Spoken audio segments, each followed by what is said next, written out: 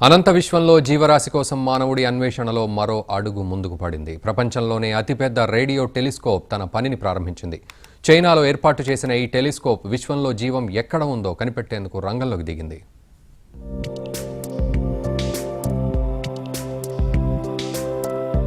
భూమి మీద ఉన్నట్టే విశ్వంలో వేరే గ్రహాలపై జీవరాశి ఉందా? ఏలియన్లు నిజమేనా? ఈ అన్వేషణ ఇప్పటిది కాదు, దశాబ్దాల క్రితం నుంచి కొనసాగుతూనే ఉంది. ఏలియన్స్ ఉన్నాయనడానికి ఎన్నో ఆధారాలు కూడా తెరమీదకి వచ్చాయి.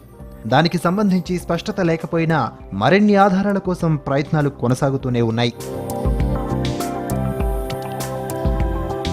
ప్రపంచంలోనే అతిపెద్ద రేడియో టెలిస్కోప్ ఇందుకోసం తన పని ప్రారంభించింది. నైరుతి చైనా గిజు ప్రావిన్స్లోని పర్వత ప్రాంతాల్లో ఈ అతి భారీ టెలిస్కోప్ను ఏర్పాటు చేశారు. ఆదివారం మధ్యాహ్నం నుంచి అది పనిచేయడం ప్రారంభించినట్లు జిన్హువా వార్తా సంస్థ తెలిపింది.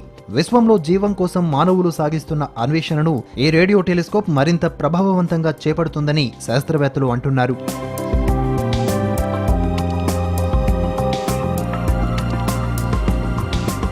The 500 metres aperture spherical radio telescope పేరుతో నిర్మితమైన దీనికోసం చైనా 1.2 బిలియన్ యువాన్లు ఖర్చు చేసింది. ఇప్పటి వరకు ప్రపంచంలోనే అతిపెద్ద టెలిస్కోప్ గా ఉన్న ప్యూర్టోరికోలోని అరెసిబో టెలిస్కోప్ ను ఈ FAST ద్వితీయ స్థానంలోకి నెట్టేసింది. 30 ఫుట్బాల్ గ్రౌండ్ల పరిమాణంలో ఉంటుందంటే FAST ఎంత భారీ టెలిస్కోపో అర్థం చేసుకోవచ్చు.